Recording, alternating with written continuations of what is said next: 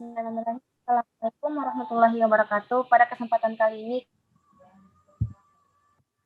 akan membersihkan materi tentang pasar keuangan. Materi akan mengenalkan nama kelompok.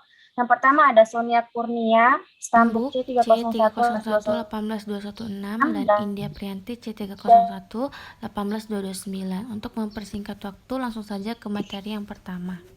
Yang pertama ada pengertian pasar keuangan.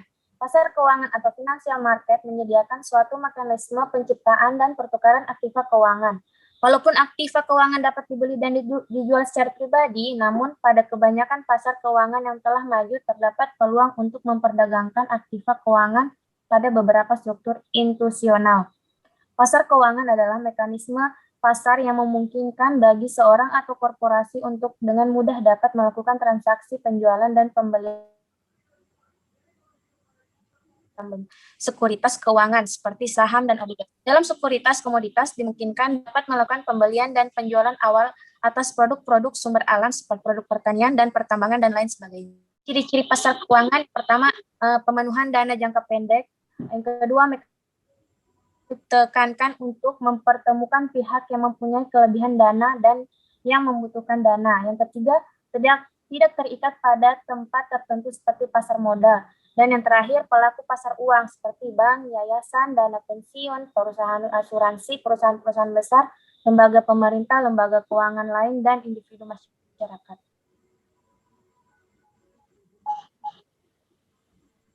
Manfaat pasar keuangan.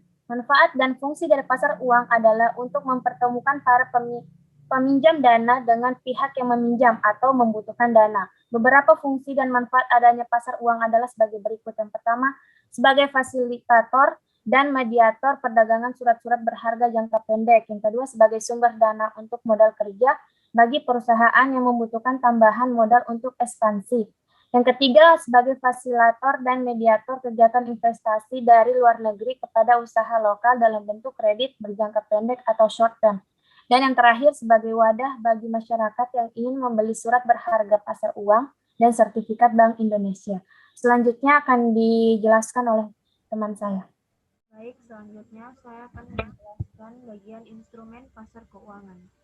Fasilitas yang berupa surat jual beli pasar keuangan digunakan untuk transaksi antar pemberi dan peminjam. Beberapa instrumen pasar keuangan adalah sebagai berikut. Yang pertama ada SDI, yang kedua ada SBPU, Sertifikat Deposito, Interbank Call Money, Commercial Paper, dan Treasury Bills.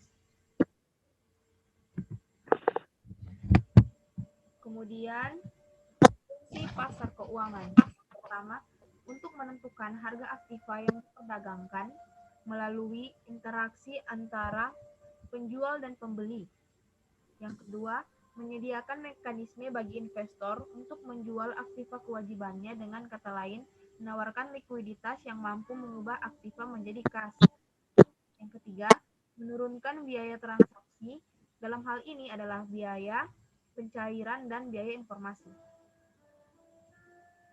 Selanjutnya ada jenis-jenis pasar keuangan. Di sini ada 6 jenis pasar keuangan, antara lain yang pertama, pasar uang atau money market. Pasar uang adalah pasar yang mana barang dagangnya adalah berupa uang. Yang kedua ada pasar modal, capital market.